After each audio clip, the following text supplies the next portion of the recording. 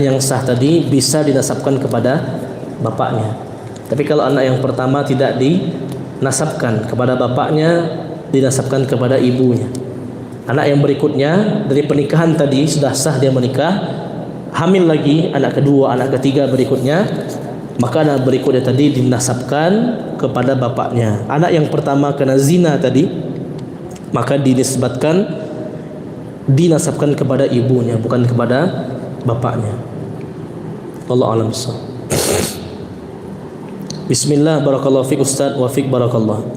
Ustaz, bagaimana dengan kepercayaan di masyarakat tentang sumpah pocong? Apakah ini diperbolehkan dan termasuk mubahalah? Mohon penjelasannya Ustaz. Ini maksudnya gimana sumpah pocong nih Pak? Gimana maksudnya sumpah pocong? Kalau dia bohong jadi pocong gitu. Gimana? Sumpah dalam keadaan dipocong. Sumpah dalam keadaan dipocong. Ya, biasanya seperti itu. Konsekuensinya gimana? Konsekuensinya seperti itu juga. Cuman mungkin zohirnya seperti pakai pocong. Oh gitu. Jadi siapa yang salah akan tertimpa musibah, siapa yang benar akan tenang-tenang aja. Oh gitu. Baik, ini bukan mubahalah jelas. Ini bukan mubahalah, karena mubahalah tadi terkait perkara agama. Terkait perkara agama, bukan perkara duniawi. Ya, terkadang orang bersumpah karena ada perkara dunia, pencurian dan lain sebagainya gitu kan, atau penipuan dan lain sebagainya, maka dia bersumpah.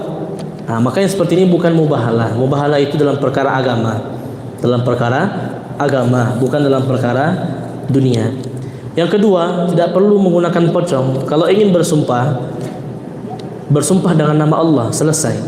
Wallahi atau billahi atau tallahi. Cukup bersumpah dengan nama Allah Subhanahu wa taala. Dan juga tidak perlu dengan di atasnya Al-Qur'an, tidak perlu. Apalagi dibuatkan pocongnya, makin tidak syar'i itu sumpahnya. Sumpah yang benar adalah ketika diminta. Dia diminta bersumpah, kemudian dia bersumpah dengan nama Allah tanpa pakai bantu-bantu alat yang lain, mau pakai Al-Quran, mau pakai pocong. Bahkan yang viral sekarang injak Al-Quran, makin konyol lagi. Ada orang bersumpah tidak mencuri uang 250.000, dia injak Al-Quran.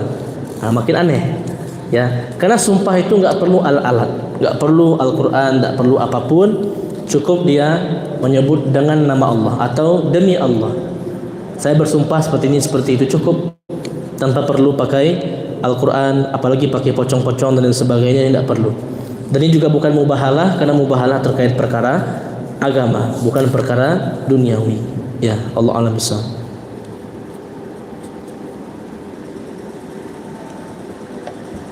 Silakan Pak. Tentang Al-Quran ini Ustaz. Al-Quran. Ya.